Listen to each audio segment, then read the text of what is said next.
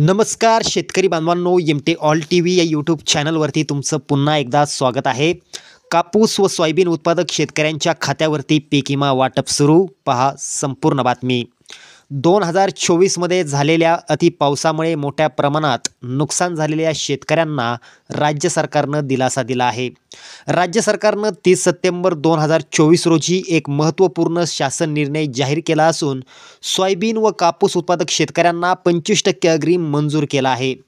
पीक विमा कंपन्यांमार्फत वितरित होणारी रक्कम 1390 कोटी रुपये तर राज्य सरकारकडून 1250 कोटी रुपयांचा निधी वितरित केला गेला आहे.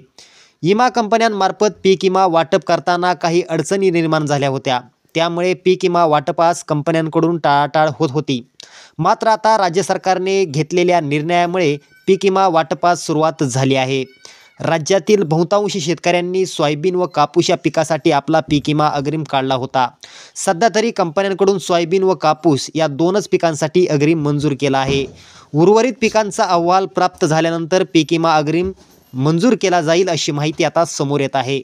सोयाबीन व कापूस या पिकासाठी 25% अग्रिम दिनांक 10 फेब्रुवारी म्हणजे सोमवारपासून वाटप होण्याची शक्यता या ठिकाणी आहे. शेतकऱ्यांसाठी ही होती मोठी बातमी. व्हिडिओ आवडला तर शेअर करा. धन्यवाद.